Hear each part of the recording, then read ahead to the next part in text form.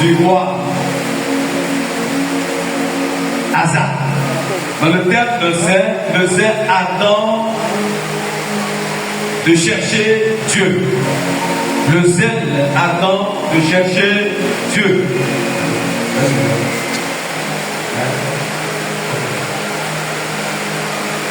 Le zèle ardent de chercher Dieu. 2 Chroniques chapitre 15.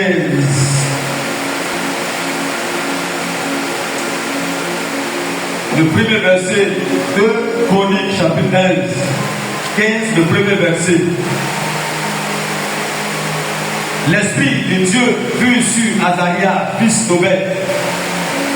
Et Azaria alla au devant d'Asa et lui dit: écoutez-moi, Asa, et tout Juda et Benjamin. L'Éternel est avec vous quand vous êtes avec lui. Si vous le cherchez, vous le trouverez. Mais si vous l'abandonnez, il vous abandonnera. Pendant longtemps, il n'y a eu pour Israël ni vrai Dieu, ni sacrificateur, qui enseigna ni loi, mais au sein de la détresse,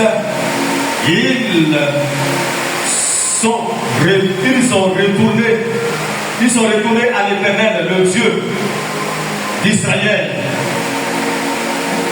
Ils l'ont cherché et ils l'ont trouvé. Dans ce temps-là, point de sécurité pour ceux qui allaient et venaient, car il y avait de grands troubles parmi tous les habitants du pays. On se heurtait peuple contre peuple, ville contre ville, parce que Dieu les agitait par toutes sortes d'angoisses. Verset 7. Vous donc fortifiez-vous et ne laissez pas vos mains s'affaiblir, car il y aura un salaire pour vos œuvres. Le verset 7. Je reprends. Vous donc fortifiez-vous et ne laissez pas vos mains s'affaiblir, car il y aura un salaire pour vos œuvres. Verset 8. Après avoir entendu ces paroles et la prophétie d'Obed et le prophète Asa se fortifia et fit disparaître les abominations de tout le pays de Juda et de Benjamin et des villes qu'il avait prises dans la montagne d'Ephraïm. Et il restaura l'autel de l'Éternel qui était devant le portique de l'Éternel. Il rassembla tout Juda, Benjamin, et ceux d'Ephraïm, de Manassé et de Siméon qui habitaient parmi eux, car un grand nombre de gens d'Israël se joignit à lui lorsqu'il vit que l'Éternel, son Dieu, était avec lui. Il s'assemblait à Jérusalem le troisième mois de la 15e année du règne d'Asa. Ce jour-là, il sacrifiait à l'Éternel sur le butin qu'ils avaient amené 700 bœufs et 7000 brebis. Il prit l'engagement de chercher l'Éternel, le Dieu de leur père, de tout leur cœur et de toute leur âme. Et quiconque ne cherchait pas l'Éternel, le Dieu d'Israël, devait être mis à mort.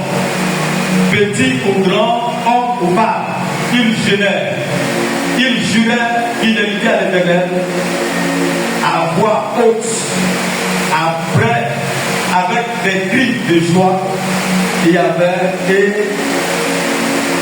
au son des trompettes et des cordes. Tout Judas se joignit se réjouit de ce serment, car ils avaient juré de tout leur cœur et ils avaient cherché l'Éternel de plein gré. Et ils avaient trouvé, et l'Éternel leur donna le repos de tous côtés. Le roi Asa enleva même à Maca, sa mère, la dignité de reine, parce qu'elle avait fait une idole pour Astarté. Asa a bâti son idole qu'il réduisit en poussière et la brûla au torrent de Sébon. Mais le haut lieu ne disparut point d'Israël, quoique le cœur d'Asa fut en entier à l'Éternel pendant toute sa vie. Il mit dans la maison de Dieu les choses consacrées par son Père et par lui-même de l'argent, de l'or et des vases. Il n'y eut point de guerre jusqu'à la 35e année du règne d'Asa. Amen. Gloire à Jésus. Veuillez vous asseoir. Nous allons prier, certes, mais je vais introduire ce thème sur la question de Dieu, le fait de chercher Dieu de tout son cœur. Le thème de zèle ardent de chercher Dieu. Le zèle ardent. Parce que ce roi qu'on appelle Asa était un roi de Juda. Je vais donner un peu l'historique de ce commentaire sur les rois de Juda. Le premier, c'est David. David était un homme consacré à Dieu. David sait à déployer tous ses moyens, toutes ses forces, tout son temps à chercher Dieu toute sa vie. Et quand Dieu l'a appelé à lui, c'était Salomon son fils qui était son héritier. Le prince Salomon était devenu le roi d'Israël.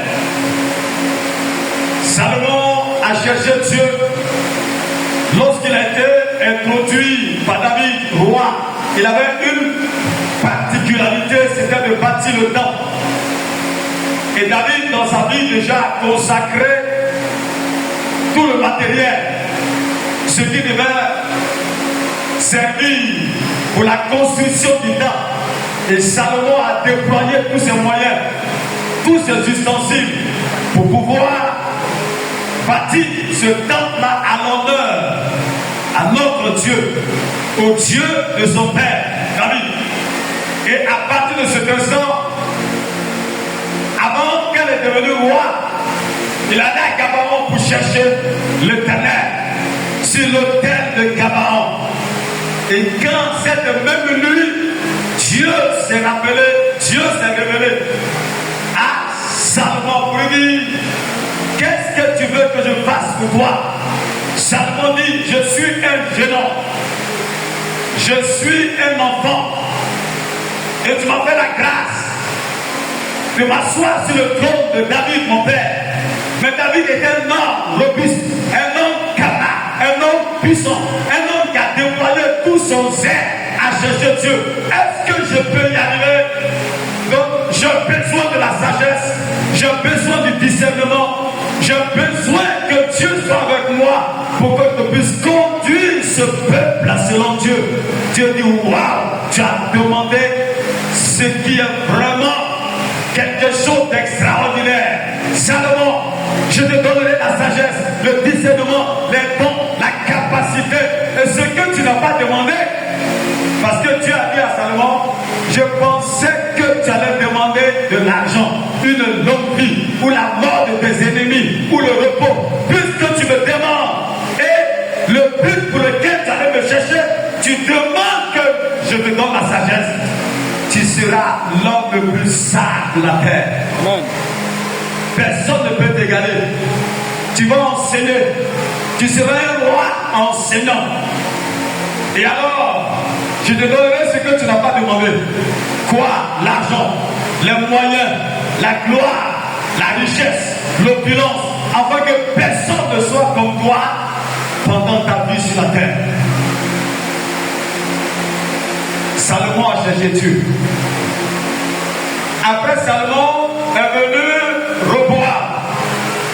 Roboam n'a pas cherché Dieu. C'est sur Roboam, sous Roboam, que le peuple d'Israël a connu une scission, une division, une rupture entre le nord et le sud. Juda est resté au nord avec Benjamin et les 10 au sud avec Benjamin.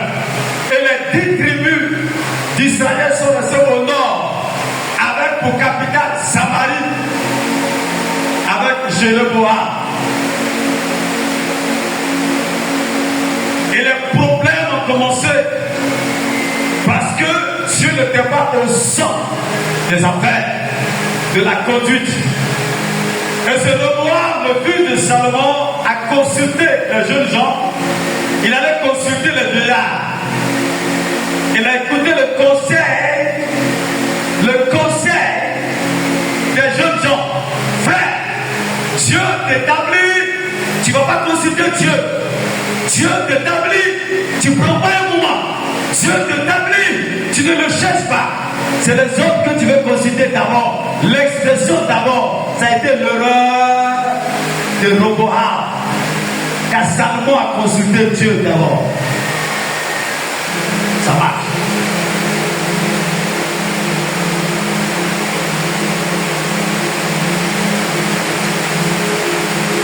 Donc Roboam, il est revenu juste après. Dans 1 roi 14, 1 roi 15. Mais son règne n'a pas été affermi par Dieu. Parce qu'il s'est laissé entraîner par des idoles et ses principaux conseillers étaient des hommes sûrs. Ça ne marche pas avec Dieu. Tu m'entends bien? Est-ce que tu m'entends? Après Roboam est venu Abijam. Abijam, c'est le fils de Roboam. Abijam, il a été le pire même. Il n'a même pas cherché Dieu. Il n'a même pas prié Dieu. Il ne s'est même pas consacré à chercher la face de Dieu. Et sa fin a été catastrophique. Il n'a même pas duré. Il a fait 3 années de règne seulement. Roboam a fait 17 ans de règne seulement. Quant à David, 40 ans. Quant à Salomon, 40 ans. Après ce Abijam, père de Asa, c'est là qu'est venu Asa, le règne d'Asa. Asa, quand il est venu, les choses ont commencé comme son père. Mais il s'est ressaisi. Parce qu'un prophète s'est levé, Azaria, a prophétisé, a parlé de la part de Dieu. Il dit, regarde, Dieu sera avec toi, roi, quand toi aussi tu seras avec lui. Si tu le cherches, Dieu sera avec toi. Si tu l'abandonnes, il t'abandonnera. Asa a vu que le pays était bizarre. Il n'y avait pas de sécurité, il y avait des agressions, il y avait des moments difficiles. Ça n'allait pas. Donc il a pris la résolution pour dire, il faut que je revienne au Dieu de mon père et que je puisse le chercher. Asa a pris conscience, il a détruit les hauts lieux, il a détruit les idoles, il a purifié le sanctuaire, même le lieu d'adoration. Il a refait le toilettage. Il a confessé ses péchés, il a repris avec Dieu. Il a commencé à chercher Dieu. Il a appelé les autres personnes à chercher Dieu. Et quand les frères, les sacrificateurs qui étaient dans d'autres banlieues ont vu que Dieu a commencé à être avec Asa, ils ont commencé à revenir. Le temple a commencé à être restauré. La maison de Dieu a commencé à être restaurée. Le pays a commencé à être restauré. Le repos a commencé à venir par le Dieu très haut. Son cœur qui s'est disposé à chercher Dieu profondément, même sa mère qui avait adoré les Astartés. Alors, Asa a enlevé cette dignité. La dignité parce qu'elle est une reine. Donc, son mari était Abijah. Et quand une reine, un mari devint, sa femme devint une reine. La reine est très dangereuse. La reine aussi a un pouvoir, a une autorité. Donc la reine là, elle n'a pas adoré Dieu. Donc son fils Asa, qui était roi, a enlevé l'autorité de la reine sur elle parce qu'elle n'adorait pas Dieu. Ce qui est une bonne chose. Et alors, Asa a mis le pays sous la protection du Dieu Tout-Puissant. Et Dieu a commencé à bénir les gens. Il a dit, le prophète a dit, mais sachez que si vous cherchez Dieu là, votre œuvre ne sera pas inutile. Quelque chose va se passer, Dieu va vous bénir, Dieu va vous accorder sa grâce. Amen. Amen. Il dit Alléluia. Amen. Alléluia. Il y a eu cette histoire merveilleuse de Asa. Donc, le texte nous parle qui est aussi important et précieux pour nous ce matin. Après Asa est venu Josaphat. Quand on lit dans 2 Chroniques 20, et c'est Josaphat, je vais donner l'histoire, vous allez voir un peu. Vous allez voir que ce Asa là, il a fait 41 ans. Il a duré 40 ans, 41 ans de pouvoir. Parce qu'il a cherché Dieu. Parce qu'il a cherché Dieu, il a duré 41 ans sur le règne d'Israël. Dieu l'a béni. Il était un homme engagé pour Dieu. Ça marche. Et après lui, son fils est Josaphat. Josaphat, vous voyez que 2 Chroniques 20. Vous allez voir que lorsque la coalition des nations autour de lui, les Philistins, de toutes les nations qui étaient les Syriens, s'étaient mis en coalition pour venir attaquer Israël. Dès les premières heures de cette attaque,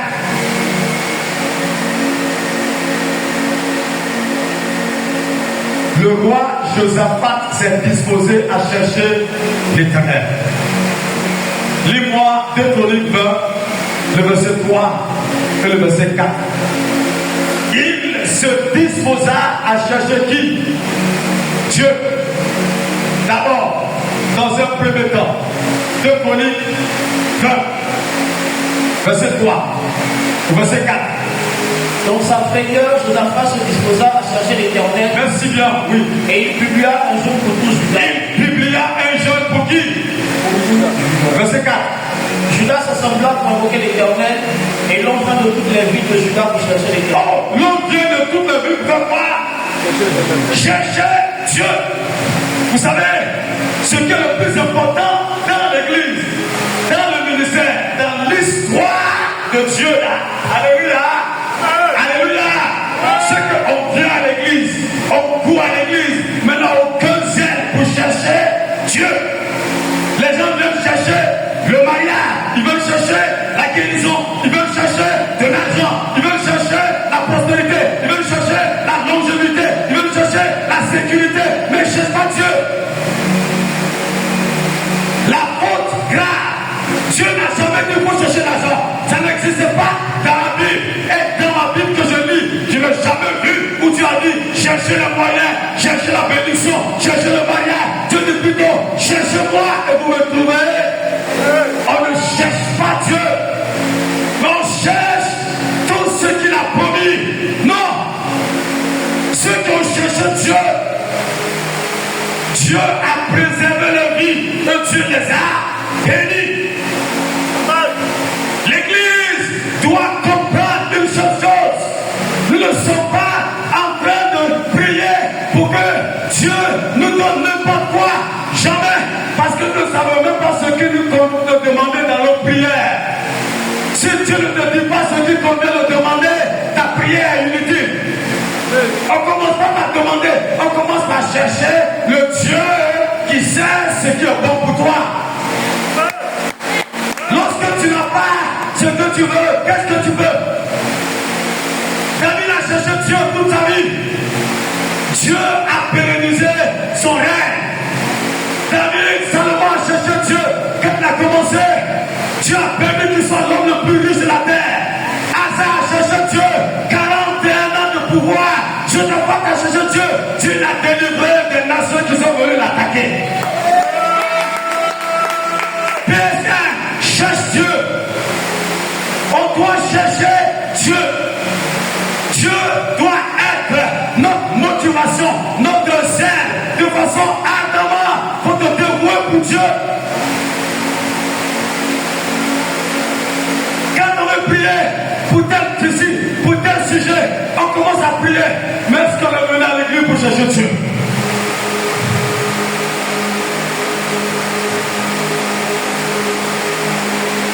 Ésaïe 55, le verset 6 dit ceci: cherchez l'Éternel pendant qu'il se trouve, invoquez-le tandis qu'il est prêt. Que le méchant abandonne sa voie, qu'il abandonne ce qu'il fait, qu'il abandonne l'iniquité, qu'il abandonne pour chercher Dieu, pour appartenir à Dieu, pour faire partie du peuple de Dieu. Alléluia. Jacob dit dans Genèse 49, verset 25, il dit, c'est l'œuvre de Dieu, de ton Père qui t'aimera. C'est l'œuvre de Dieu tout-puissant qui te bénira. Ah, il y a des gens qui ne seront pas bénis. Parce que quand ils ont commencé à travailler là, Dieu n'est plus leur priorité. Mon ami, tu vas pour monter, mais tu vas tomber. Tu n'iras nulle part. Je te dis ça. C'est une prophétie que je te donne. Fais attention. Fais attention. Parce qu'il y a l'expression, le Dieu de ton Père. Il parlait tout à l'heure. Connais-tu le Dieu de? Le Dieu de, c'est une proposition de possession. Le Dieu, on adore Dieu. On va avoir le zèle. Alléluia. De chercher Dieu. Premier zèle. Le zèle de chercher Dieu. De chercher Dieu. C'est sa personne. Pour que Dieu devienne ta propriété. Il devient ton Dieu.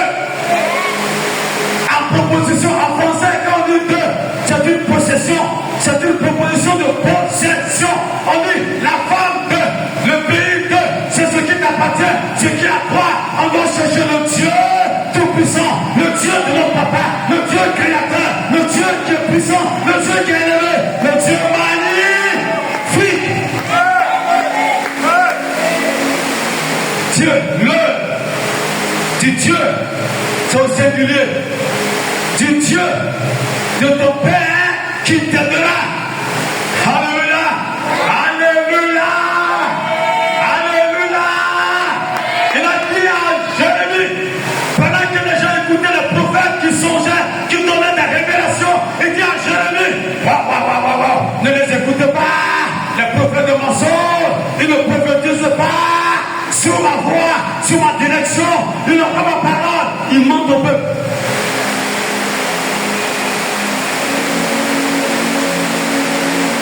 On peut chercher Dieu de l'enchère des prophètes.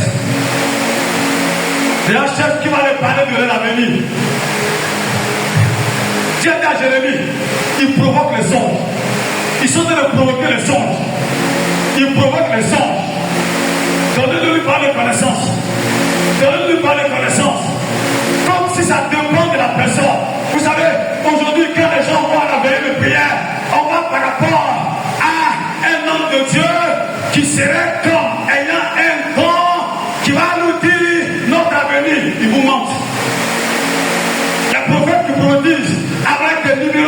de portable, de numéro, n'importe quoi. Arrêtez-moi ça.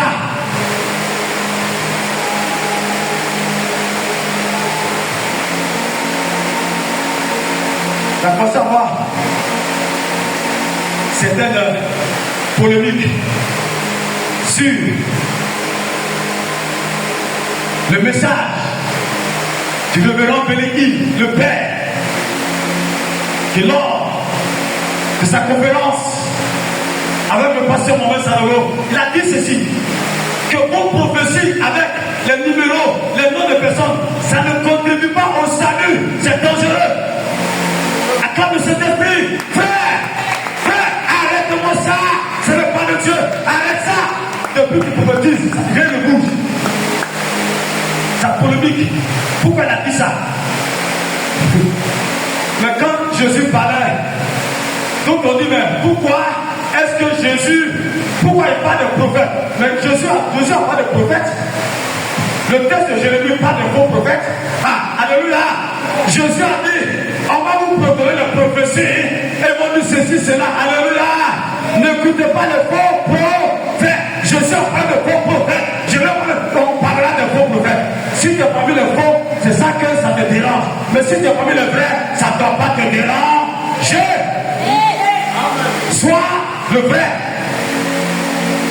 Pourquoi est-ce qu'on ne parle pas de pasteur, on parle de prophète? La Bible parle de prophète. Parce que même pasteur est un prophète. Alléluia. L'apôtre est un prophète. Le docteur est un prophète. Prophète, c'est celui qui parle de la part de Dieu. Notre message est dangereux. Si un prédicateur ne cherche pas Dieu, si un prédicateur n'a pas pour priorité de chercher le Dieu tout-puissant, pas dans le monde, Dieu là, vraiment, chercher Dieu là, c'est le Dieu tout-puissant, c'est le Dieu grand, c'est le Dieu réel, c'est le Dieu qui est le créateur, c'est le Dieu dont sa parole ne descend pas sans effet. Alléluia!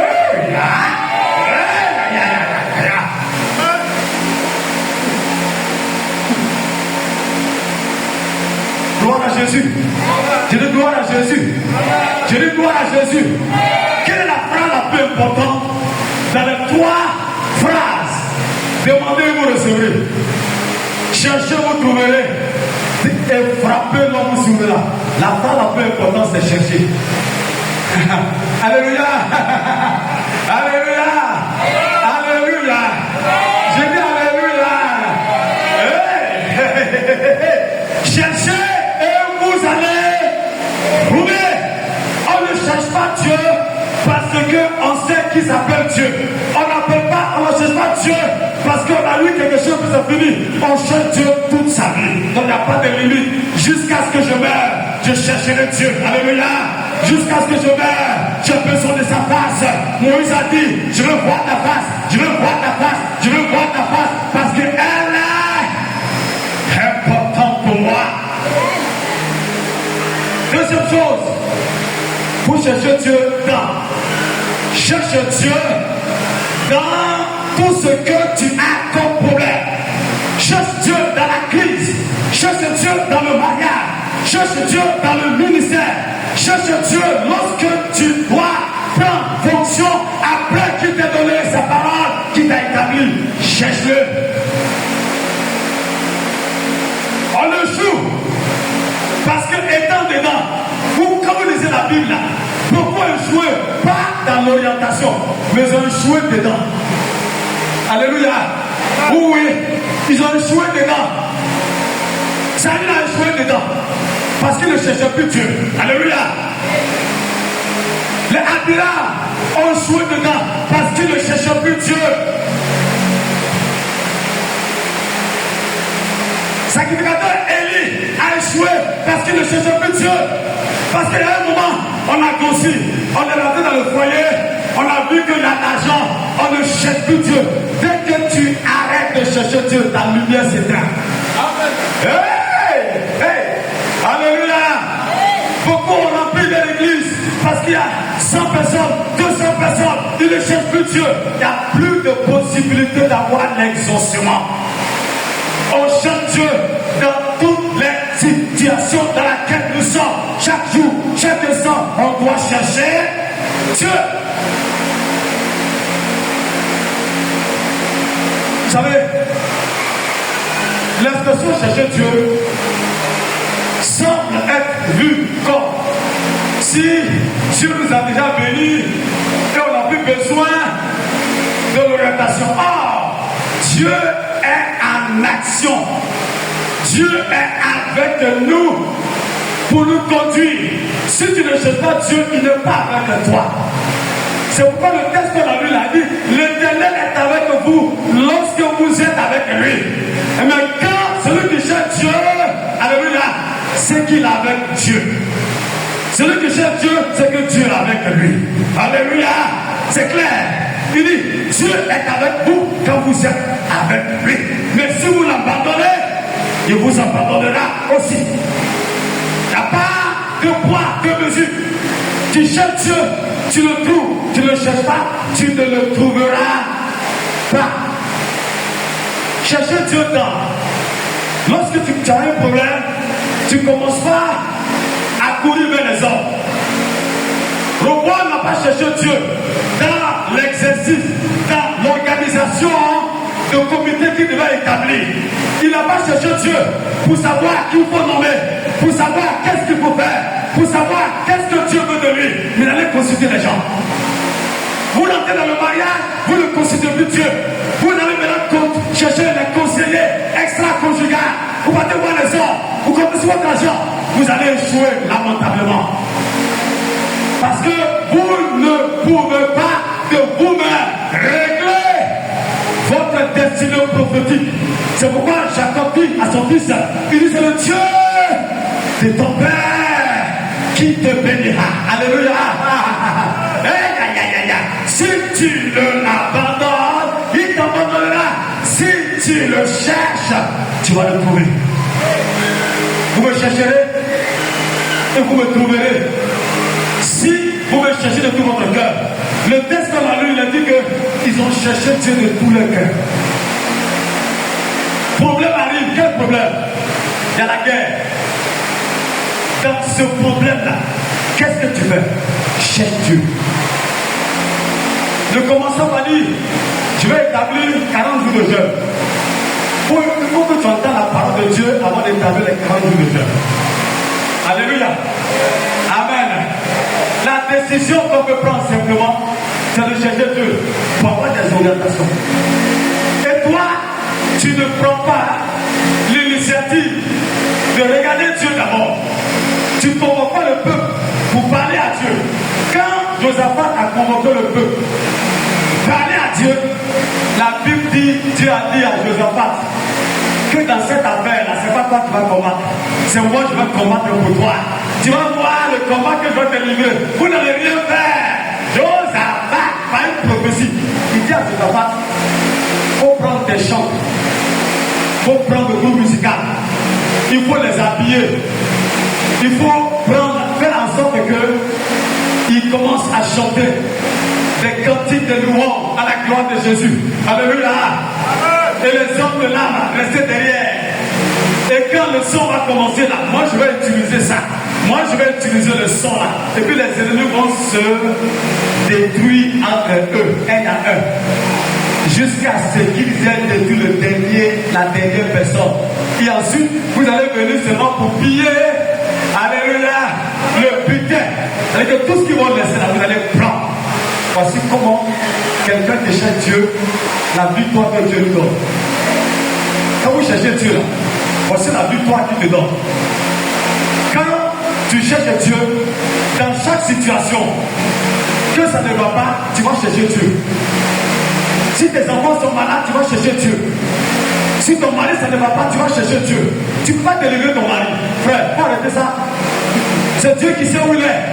C'est Dieu qui sait ce qui se passe. C'est Dieu qui peut le ramener. C'est Dieu qui a dit à Jérémie, par le fait, si ce message de Jérémie 29, il a dit, le temps sera écoulé là. Moi je vais rappeler tous ceux qui sont dans l'exil. Mais Israël priait comment? Vous savez, le message de Dieu n'est pas un message de trop, juste pour vous flatter. Mais quand Dieu touche une phrase, c'est que cette phrase, c'est pour régler quelque chose. était arrivé à Babylone, personne ne voulait travailler. Il priait pour que Dieu puisse révoquer et qu'il puisse revenir aussitôt. Parce qu'il ne cherchait pas Dieu. Qu'est-ce qu'on doit faire? Il voulait que le retour soit dans 10 ans, 20 ans. Mais ceux qui cherchaient Dieu, est-ce qu'ils ont continué Dieu? Les Daniel, par exemple, tu leur demandais une question parce qu'ils cherchaient Dieu. Parce qu'ils avaient la conviction que la prophétie de Jérémie, là, c'est vrai.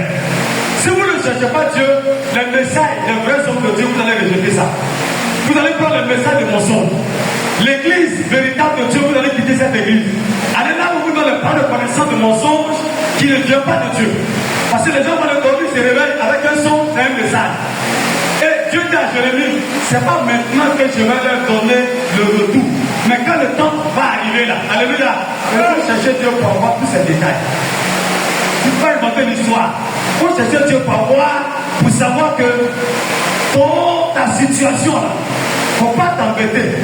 Quand quelqu'un cherche Dieu, il ne murmure pas. Même si le malade tard, tu cherches Dieu, Dieu te dira consolation. Alléluia. Je suis avec toi, je te bénirai. Ne regarde pas, ce n'est pas une course. Ce n'est pas une.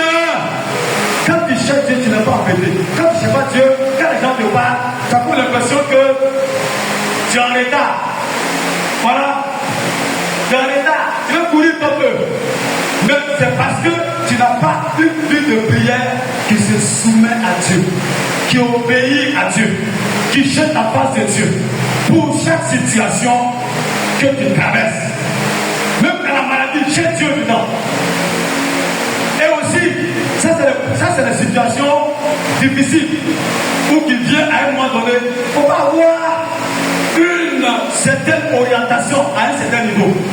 C'est pourquoi je prie que tu aies le zèle de chercher Dieu. Pas le zèle d'avoir une délivrance coûte que coûte. La délivrance se trouve en Dieu. Mais la délivrance ne se trouve pas avant Dieu. La délivrance se trouve en Dieu. Donc Dieu que tu te trouves là, c'est lui qui te donne les voies de ta délivrance. C'est lui qui a dit à Josaphat, faites ceci, faites cela, et ils sont rentrés, et ils ont trouvé que les cadavres. Ils ont pris tout ce qui était là, et ils sont retournés chez eux avec une grande victoire. Quand vous cherchez Dieu, vous allez éviter certains efforts selon la chair. Il faut le bien. Celui qui cherche Dieu, il évite certains détails.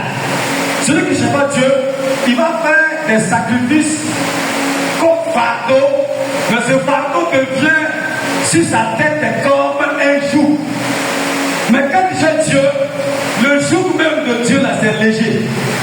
Quand tu cherches Dieu, tu regardes sur l'obéissance et non sur le sacrifice, sur les efforts de ritualisme.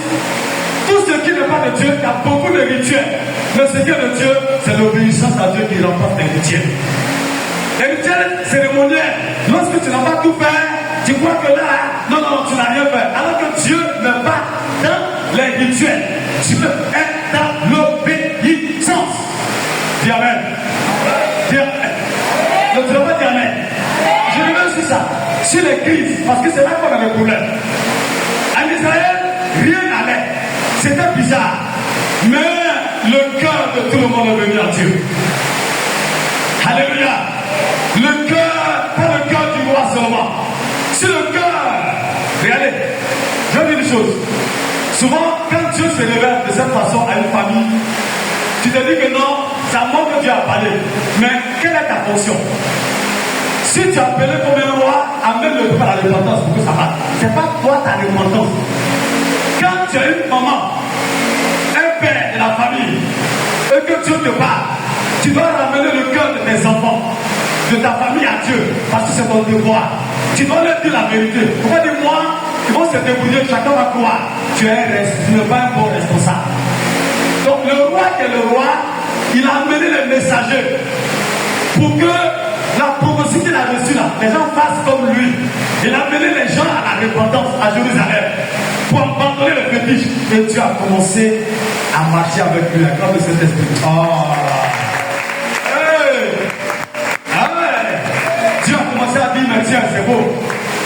je suis pasteur de cette église. Si je ne te prête pas pour que ton cœur vienne à Dieu, Dieu se passera contre moi.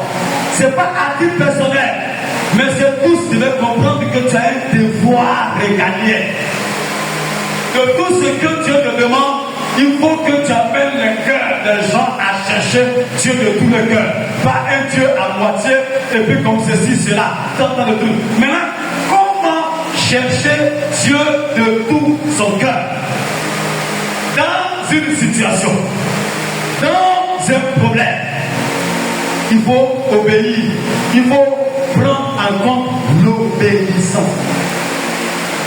Écrivez l'obéissance. Obéir à Dieu est le principe du fait que Dieu a sa parole, premièrement. Tout ce qui concerne la parole de Dieu écrite dans la Bible, suivez mon enseignement.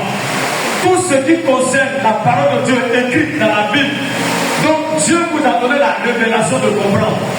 Vous savez, tout ce qui est écrit, Dieu me donne la révélation de comprendre ce message pour moi. Je dois obéir à Dieu dans le cadre du principe de sa parole, premièrement. Parce que Dieu m'a donné la révélation. La parole est révélée, et Dieu me donne la révélation de comprendre le message. J'obéis à ce message. Ça s'appelle la loi, le précepte, ça s'appelle commandement. Ça s'arrête là. Deuxième obéissance, allons-y sur le principe de 2 Samuel, 1 Samuel 15, verset 22. Lorsque Saül a été envoyé pour détruire les Amalécites et le roi Agar, Saül n'a pas fait le job. Saül a trahi. Saül n'a pas obéi selon les règles du principe de base pour faire la volonté de Dieu. Dieu lui a dit, il n'a qu'à tout dévouer par interdit, il n'a qu'à brûler, il n'a qu'à détruire, et même les animaux comme les hommes. Mais il a épargné les brebis gras, il a épargné les vêtements précieux, il a épargné le roi Agar. Pour en faire quoi? Parce que son cœur était cupide. Donc il n'a pas obéi à Dieu. Et Samuel lui dit, mais tu as fait le job? Il dit, oui, j'ai fait le job. Il dit, mais quels sont les bêlements de bœuf que j'entends? Il dit, non, pour faire un sacrifice à l'Éternel Dieu. Quand vous n'obéissez pas, tout ce que vous faites n'est plus un holocauste à Dieu, mais c'est une abomination. Dis amen. Ouais.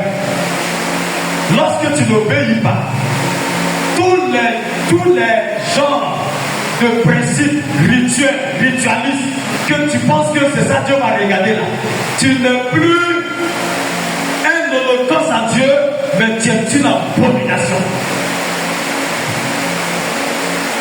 Samuel qui vient dire, Samuel dit, l'Éternel trouve-t-il, verset 29, du plaisir dans les holocaustes, plus que la voix, plus que l'obéissance.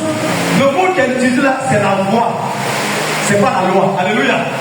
Le mot qui est utilisé là, la voix, c'est-à-dire le réma de Dieu.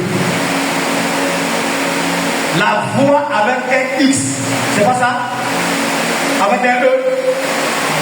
Les rêves, quand vous voyez la voix avec un E, c'est-à-dire les règles que Dieu a établies là. Alléluia. La voix avec un X, c'est-à-dire que ce qui est sorti de la bouche, c'est le réma. Amen. Amen. Mais Dieu t'a dit par ma voix que tu dois tout détruire par interdit. Dieu, l'Éternel, trouve-t-il du plaisir dans la loi, dans les sacrifices, plus que dans l'obéissance à la voix de l'Éternel, car l'obéissance vaut mieux que les sacrifices et l'observation de ces lois mieux que la graisse des béliers. L'obéissance est mieux que les sacrifices. L'observation de ces lois vaut mieux que la graisse des béliers. Vous allez comprendre que dans ce principe de base,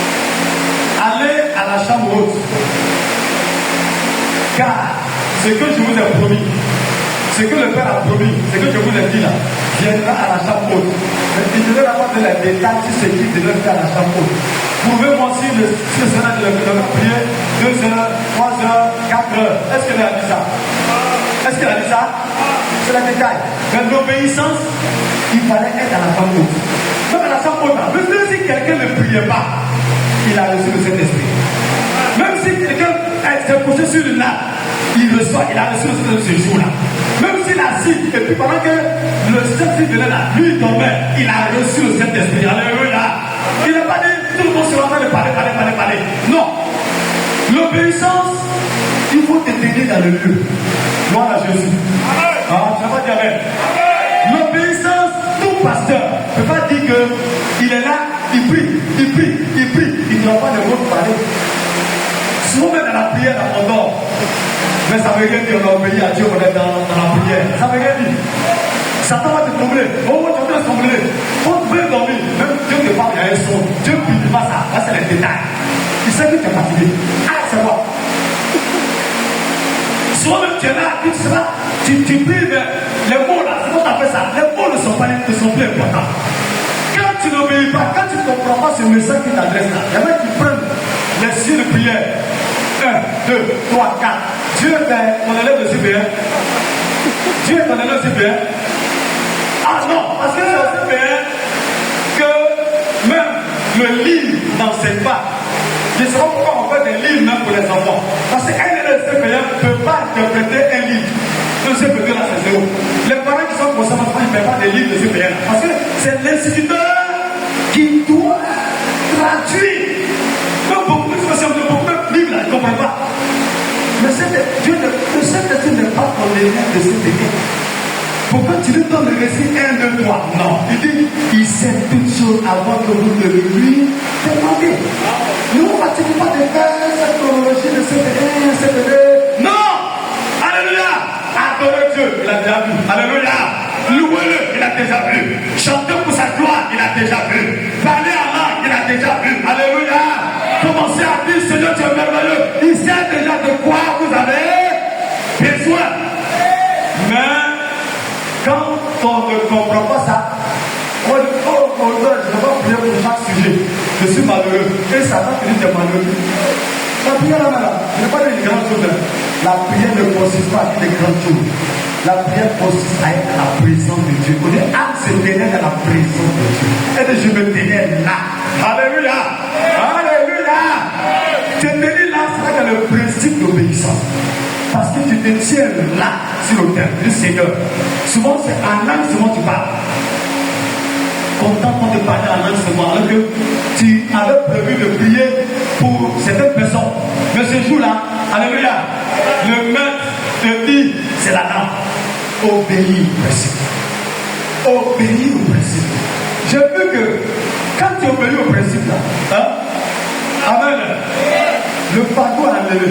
Je vous dis la vérité. Quand vous obéissez au principe, le fardeau devient léger. Ouais. Même ce que la grâce que vous faites là, alléluia, ça ne pèse pas trop sur vous. Si vous obéissez au principe, vous allez voir que vous allez faire cette chose avec facilité. Mais quand vous voulez faire les rituels, vous ne pouvez pas dire bonjour à lui là, vous ne pouvez pas dire bonjour à ça, vous ne pouvez pas terminer par l'adoration, vous ne pouvez pas terminer par cela. Vous allez finir par casser même les gens. Vous comprenez donc? Alléluia. Est-ce que tu m'entends bien? Vous allez me dire, tiens, qu'est-ce que je fais là? Je n'ai pas fait ça. Aujourd'hui, on ne va pas adorer. C'est qu'on est en faute. Aujourd'hui, là, on a trop prié pour les malades. C'est qu'on est en faute. Aujourd'hui, là, on a pas fait la délivrance. C'est qu'on est en faute. Qui délivre? Vous avez cherché le Dieu qui délivre. Vous avez adoré le Dieu qui délivre. Vous avez adoré le Dieu qui délivre.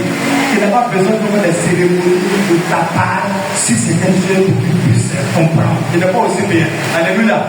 Il est dans CP infini. Alléluia. Alléluia.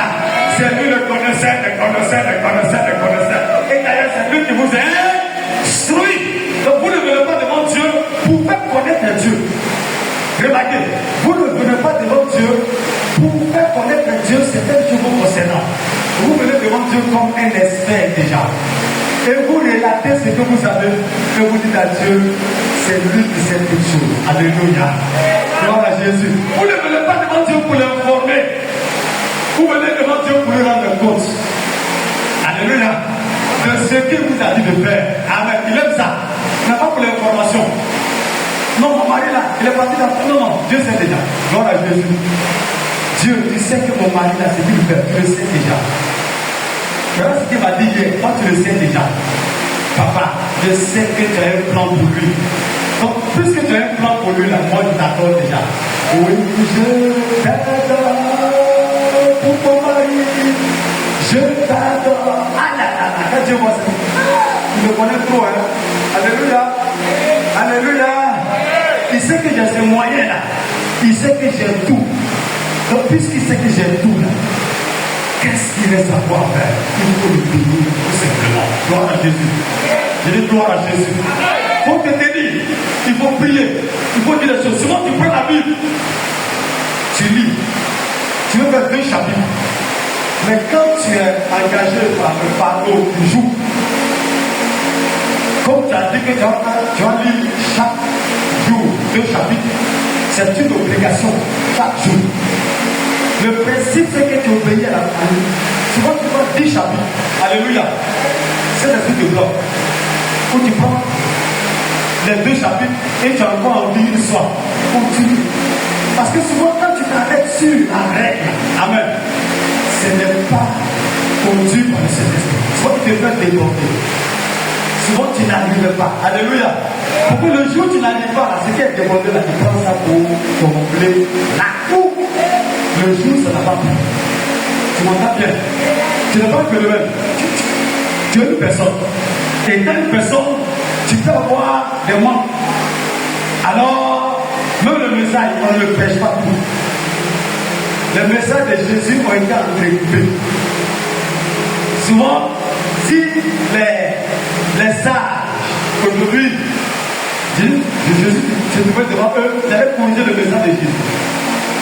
C'est pourquoi il dit qu'à un moment donné, tu ne te trompes plus parce que c'est lui qui fait que réussir. Alléluia. Alléluia. C'est très bon. Troisième. Voilà, je vais dire quelque chose avant d'aller au dernier point. Dans le cas de chercher Dieu, c'est-à-dire, on cherche Dieu dans la joie, dans la l'allégresse, dans l'exaucement. Parce que quand tu l'as découvert dans la crise ou dans un besoin, donc tu veux que Dieu vienne vers toi, quand tu le cherches, tu vas trouver ce besoin. Mais c'est Dieu que tu as cherché. Une fois que tu l'as trouvé là, continue de le chercher parce qu'il y a comment tu vas utiliser ça pour aller très loin avec Dieu. Il y a des gens qui échouent. Vous savez, il y a plusieurs sortes d'échecs. Il y a des gens qui échouent parce qu'ils ne rentrent jamais dans la bénédiction, ils ne trouvent pas. Il y a des gens qui trouvent le mariage, mais dans le mariage là, ils échouent. Alors qu'elle est bien dans son mariage, hein. Mais quand elle est dans le mariage là, elle fait faire l'église. Elle cherche plus Dieu, elle prie plus le Seigneur. Elle a commencé à créer les jolies pailles. Elle échoue dans mon enfant. Rien n'est dit que tu as fait dans ce travail. Beaucoup sont dans le ministère avec Dieu. Ils ont échoué parce qu'ils sont arrêtés. Ils ne cherchent plus Dieu. Lorsque tu vas t'arrêter, tu ne cherches plus Dieu. Deuxièmement, le travail, c'est la joie. Tu as trouvé du travail. Dieu t'a ouvert une porte. Dieu a commencé à te venir. Regarde, dans le cadre du travail, par exemple, où on n'obéit plus à Dieu, on ne cherche plus Dieu. Voilà là où il y a l'échec dans la lutte en monde. Dès qu'il y a du travail, dès que la femme, son commerce marche, elle trouve le moyen de ne plus venir à l'église. Mon commerce marche. C'est dimanche que le restaurant marche. Elle a commencé à connaître des échecs dans sa vie. On va attendre non. On ne peut plus à Dieu sur plusieurs plans. Mon père se faisait par un témoignage. Une dame d'affaires qui faisait du commerce. Elle vendait des pailles dans une des grandes villes du pays. Les pailles prospéraient. Elle avait des difficultés et elle a connu l'église. Et l'église a prié pour elle. l'église était dans une salle de classe avec les bancs de la classe de CPN. Donc quand tu as sorti que tu es grand comme ça, là, souvent les mains qu'il a pris là, tu te trouves comme ça parce que tu ne veux pas, les pieds sont durs.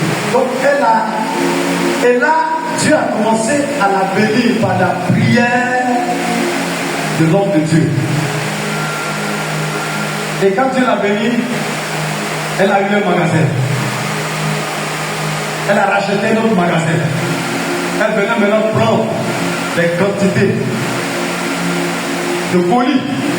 Et elle a commencé à prospérer. Le pasteur a commencé à constater ses absences répétées dans l'église. Elle ne vient pas. Et le pasteur l'approche pour lui dire, on ne te voit pas. Qu'est-ce qu'il y a? Elle dit, pasteur, vraiment, je n'ai plus le temps. Prenez le point. Elle dit au pasteur, vraiment, là où vous priez là aussi, là, dans une classe. Voilà, c'est pas trop ignorant par rapport. Voilà. Donc, je me suis trouvé l'église un peu bien. Donc, pasteur, avant que Dieu te bénisse. Dieu te bénisse. Le pasteur s'est prié pour toi. Pour que ça ouvre un magasin pour toi. C'est vraiment une grande église là-bas. Que Dieu te bénisse. Il dit, son Dieu qui est dans le ciel, la femme a commencé à avoir des problèmes. Des problèmes. Un poids est tombé sur elle. Les créanciers, ses partenaires, elle devait. Elle n'a pas pu supporter, elle a piqué l'église, elle est morte. C'est parce qu'il a tué. Elle s'est tuée. Le conseil dit, alors qu'elle avait des moyens, tu peux acheter un terrain pour le pasteur pour l'église. Comment tu as été béni? Alors que tu as les moyens, tu peux faire ça à ta charge même pour l'église. Le pasteur continue là. Je vais prendre ça. Comment je vais payer? Au moins 2 mois, 3 mois. La caution. Dieu allait te bénir. Mais de tous les moyens de quitter Dieu parce que Dieu a commencé à te. Pourquoi dans la joie tu ne cherches pas Dieu? Les sorciers vont rentrer. Les problèmes vont se rentrer. C'est ce qui détruit souvent. Alléluia. Je vous dis, vous ne pouvez pas prospérer. Parce que dès que Dieu commence à vous bénir, c'est la dîme que vous choisissez à ne pas payer. Tous ceux qui ne paient pas la dîme ne prospéreront jamais. Satan est malin. Satan t'amène à pécher contre Dieu. Vous savez, lorsque Dieu a dit, Satan a dit à elle, qu'est-ce qu'elle a dit? C'est par rapport à Dieu. Dieu a réellement dit, etc. Il a trompé elle, le serpent. Le serpent est encore là. Il va t'amener à faire maintenant un certain nombre de calculs comme Ananias et Saphira. Dieu c'est trop, Dieu c'est ceci, Dieu c'est cela. Je ne regarde pas quelqu'un qui ne paye pas sa dîme et puis lui dit non, ça ne fait rien.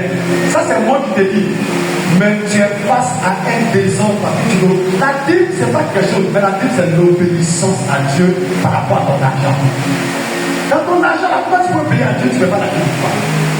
La dîme fait partie de ton obéissance à Dieu. Parce que la dîme est réglée. Le point n'est pas réglé.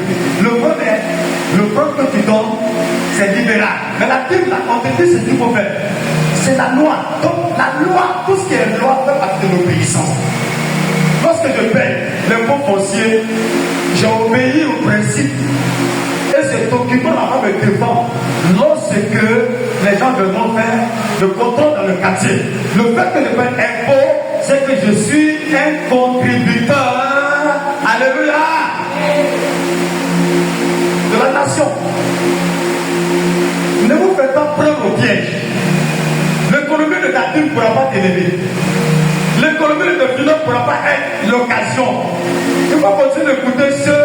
Regardez. Celui qui te dit comment tu as payé dîme là, il faut regarder sa vie. Souvent, il a quitté pour son public, lui-même, il n'a plus d'embauche. Quelqu'un qui dit pourquoi on payer dîme là, alléluia. À cause de ça, lui-même là, quand il a quitté, il a fini sa promotion. L'État ne l'engage pas. Et puis c'est lui qui dit qu'il faut payer dîme. C'est ça, ma mission est tu n'as pas conscience. Tu m'entends là? Ceux qui disent ne pas dîme là, regardez leur vie, il y a toujours problème. Vous comprenez, non? Moi, je ne parle pas de dîme dans le but de m'enrichir. La dîme n'enrichit pas, c'est un serviteur de Dieu. Mais celui qui te dit que tu ne peux pas, va payer la dîme là. Il est sorti de sa formation. Ce pour lequel il a été formé, l'État ne l'affecte pas. Cette tradition là, il n'utilise pas ça. Amen. Mais c'est lui qui te dit pourquoi tu as payé Dieu. C'est tellement de raison pour lui, pourquoi ne l'engage pas? Amen. Alléluia. Quelqu'un sort d'une formation à l'école normale supérieure et on ne l'affecte pas pour ceux pour lesquels il a été formé.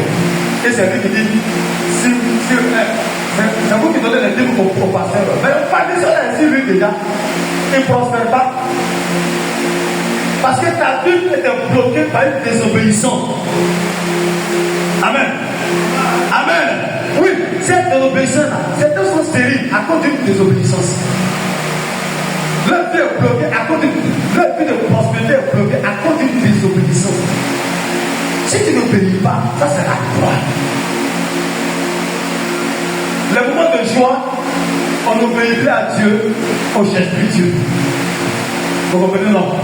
Rien n'est dit que dans le malheur. Souvent le malheur met en couverture. Mais quand les gens sont dans le travail va, Dieu ne veut cherche plus Dieu. Il dit, le travail va, je ne peux pas. Alors que c'est dans ça que les rois se sont égarés. Parce qu'il y a tout. Amen. Dieu retire sa grâce. Et les problèmes vont commencer. Tu n'auras certes pas de problème de tout, mais le problème de mort, le problème de maladie. Abidjan, il a fait 3 ans de vie seulement, de royauté. Il est mort. Vous êtes allé là. Roboam avait 17 ans seulement.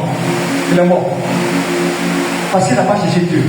Mais ceux qui ont cherché Dieu, leur royauté n'a pas dépassé. Donc il y a un intérêt, même dans la joie, de chercher Dieu. Moi je dis, même si Dieu me rend milliardaire, c'est là qu'il doit de chercher plus. Rien ne doit être pour moi. Je le cherche dedans. Je vais le chercher pour tout ce qui concerne toute ma vie. Gloire à Jésus. Gloire à Jésus. On n'arrête pas de chercher Dieu. On est toujours prêt à chercher Dieu en tout temps, en tout lieu, dans le lieu qu'il a résolu pour nous. Dernier point. Lorsqu'on le cherche dans la joie, parce que le couronnement de ceux pour lesquels je cherche Dieu, c'est pour lui. Tout ce que je fais, c'est pour lui. Je cherche Dieu tout puissant. Premièrement, Dieu réel, Dieu grand, Dieu en qui tout a été créé. Je cherche Dieu. Deuxièmement, je cherche Dieu dans les situations dans lesquelles, pour qu'il me donne la bonne orientation, qu'il me protège, qu'il me garde, qu'il ouvre mes portes. C'est lui que je cherche. Mais quand je l'ai découvert dans l'exaucement, qu'est-ce que je fais? Pour Dieu. Je cherche pour Dieu. Et que tout ce que je fais là, ce n'est pas pour quelque chose. Pour, c'est-à-dire que mon œuvre là, la destination là, c'est pour Dieu. Si Dieu me donne l'argent, c'est pour Dieu. Si mon mari est béni, c'est pour Dieu. S'il y a un travail, c'est pour Dieu. Si mes enfants sont là, c'est pour Dieu. Alléluia. S'il y a une maison, c'est pour Dieu. Gloire à Jésus. Donc tout ce qui est à moi, c'est pour Dieu. C'est complet. C'est complet. Parce que toute ma vie résonne pour Dieu. Si je suis pauvre, c'est pour Dieu. Si je suis riche, c'est pour Dieu. Je vois que quand ça ne va pas, je ne crie pas comme si ça ne va pas. Je parle à Dieu seulement. Alléluia. Parce que je suis là pour sa volonté. Et il m'emmène selon ça. Je le loue, je l'adore, je le prie, je le lève. Je ne suis pas découragé à ce moment donné parce que je suis déterminé à le chercher. Parce que je sais que ce que je vais avoir, c'est pour lui. Donc quand tu fais quelque chose pour Dieu, vous êtes deux propriétaires. Une corde à 2000 ne se rend pas facilement. Satan peut te couper, mais il ne pourra pas couper Dieu. Tu m'entends bien? Alléluia. Satan peut te détruire, mais il ne pourra pas détruire Dieu. Gloire à Jésus. Donc quand tu es en alliance avec Dieu et que vous avez un avenir commun, une bénédiction commune, une grâce commune. Alléluia. Mon argent ne m'appartient plus, mais mon argent, c'est pour Dieu. Nous sommes donc, je place Dieu comme le maître, je suis le gestionnaire, je suis le gérant. Alléluia. J'ai un compte bancaire, j'ai Seigneur de le propriétaire de ce compte. Satan n'a qu'à faire un virement. Faut dire Amen. Satan n'a qu'à faire un virement. C'est Dieu qui a le code. Le code, c'est Dieu qui dit, prends ça, tu fais ça. Tu m'entends bien? Alléluia. Tu parles à Dieu. Tu ne vas pas chercher Dieu parce que tu n'as pas d'argent. Mais tu envoies 20 minutes dans ton compte et puis tu vas acheter un terrain. Tu vas dire à Dieu où tu veux que je passe. Alléluia. Quand tu pries, viens Dieu parce qu'il y a quelque chose déjà pour toi. Parce que tu es là pour lui. Lorsque Abraham, obéissant à Dieu, Amen. Je termine. Vous écoutez bien. Dans Genèse chapitre 15, quand vous lisez ce texte, vous avez comme l'impression que c'est un sort. Mais Genèse chapitre 15, Abraham est en train de chercher Dieu. Il est en train de proposer à Dieu, je vais prendre Eliezer de ma maison pour faire de lui l'héritier. Abraham ne s'est pas lié derrière Dieu. Il avait ça. C'était ça qui était sa préoccupation. Est-ce que vous entendez un peu? Voilà. C'était ça. Il cherchait Dieu. Et Dieu, si il cherche Dieu, il va te répondre. Celui qui cherche Dieu, il va le trouver. Trouver Dieu ne pas dire que tu cherches Dieu pour la délivrance, pour la délivrance. Donc tu trouves Dieu d'abord. Oui. Celui qui te cherche te trouvera, tu trouveras la révélation. Si tu cherches Dieu là, tu vas aller révéler, on ne te connaît pas. On va révéler le problème que tu as. Vous voulez vous asseoir pour ça pour passer les camarades de connaissance. Ça va vous bourre avec les valeurs de connaissance des mensonges. Si tu cherches Dieu, Dieu te parle à travers ses prophètes. Il te parle. Il a parlé à Joseph parce qu'il cherchait Dieu. C'est le secret. Vous m'entendez? Voilà. Donc Abraham, Dieu dit non, ce n'est pas lui qui sera ton héritier. Maintenant, Dieu l'a orienté. Dieu l'a orienté donc. Il dit c'est celui qui sortait des centrales. Si je ne sais pas Dieu, à un moment donné, tu es béni, mais tu auras certains besoins. Personne ne peut répondre. Je pense que cette décision, tu ne sais pas ce qu'il faut faire. C'est dangereux. Là où il n'a pas cherché Dieu, avec sa femme, qu'est-ce qu'il faut faire? Ismaël, vous entendez non? Là, il n'a pas cherché Dieu. Les conséquences sont là. Je ne sais pas Dieu, les conséquences sont là. Resteront.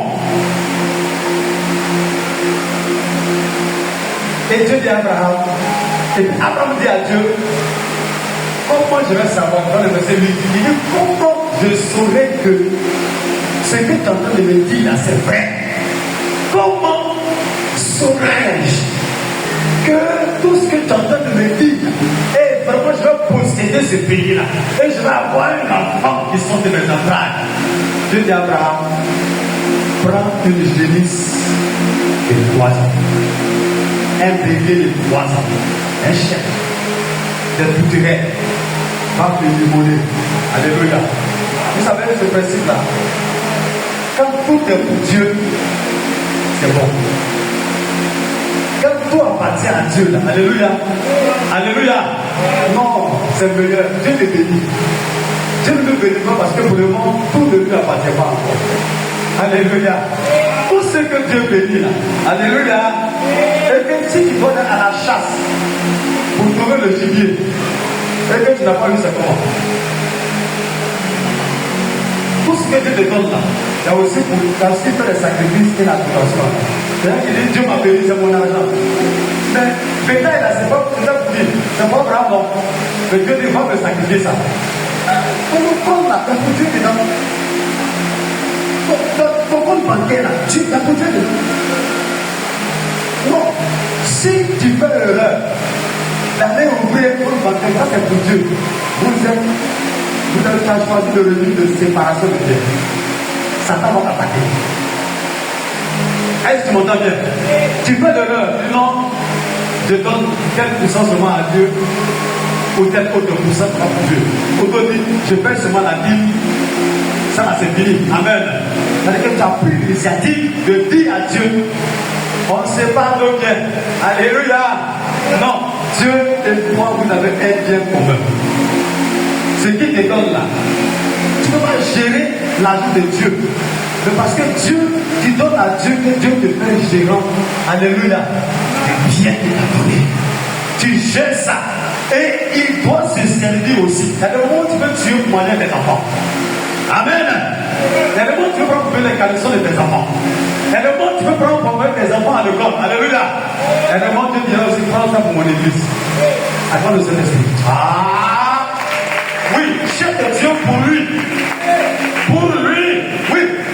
Dieu dira prends ton argent et vas-y au plateau. Au plateau. Tu rentres vers l'hôtel de ville, un magasin là-bas. Prends 2 costumes de $2 par terre. Ça coûte 200 000. C'est trop. Alléluia. Aggrave le Saint-Esprit. Mais c'est ça. Seigneur, oui. C'est pas promesse que tu vas chercher. Promesse que tu vas chercher là. Dieu n'utilise pas les chasseurs. Quand tu veux les chasser comme Esaïe, il y a des temps où tu n'auras pas. Amen.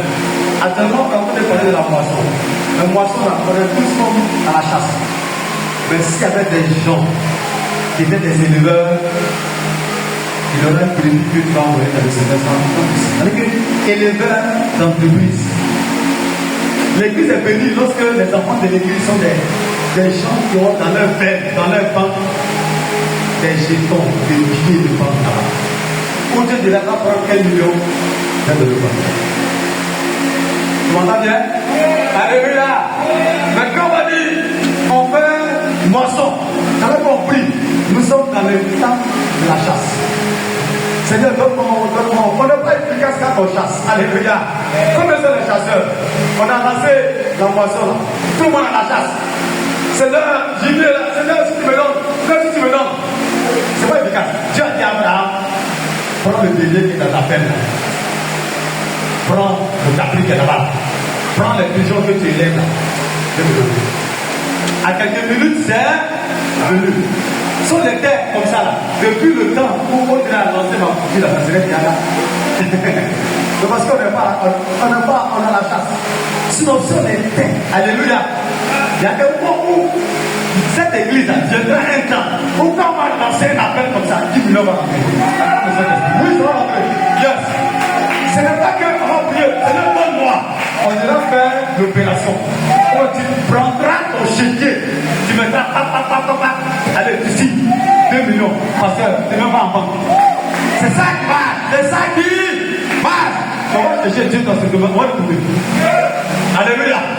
Pour le moment, on cherche, mais on ira dans une bénédiction et on va gérer les biens de Dieu. Alléluia. Tout ce que Dieu a donné à Israël, hein? Quand ils vont au sacrifice, ils envoient des bœufs.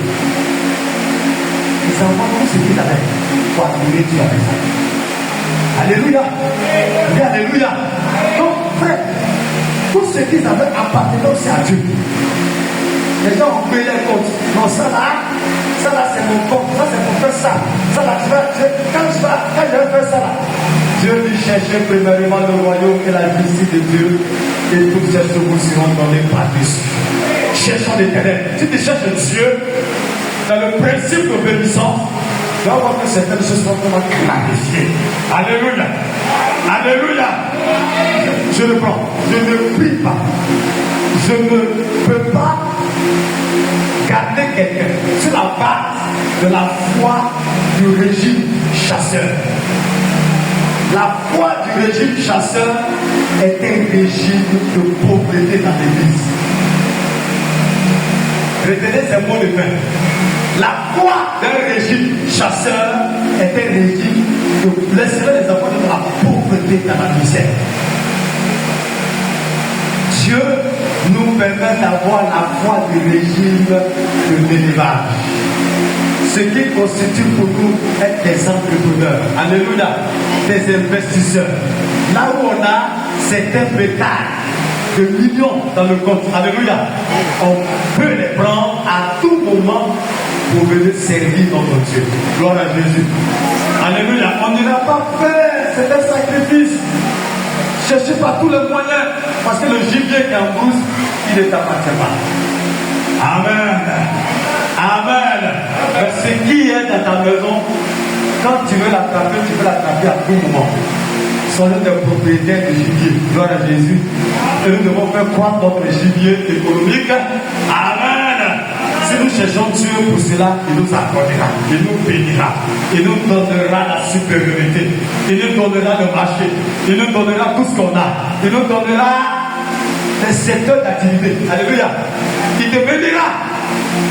Quand la bénédiction que tu dois avoir là, Amen, est pour lui, qu'est-ce que tu es prêt à donner à Dieu? Qu'est-ce que tu peux donner à Dieu? Isaac, gloire à Jésus. Que Dieu nous bénisse. Que Dieu nous bénisse. Que Dieu te bénisse. Que Dieu te bénisse. Alléluia. Dans le Saint-Esprit.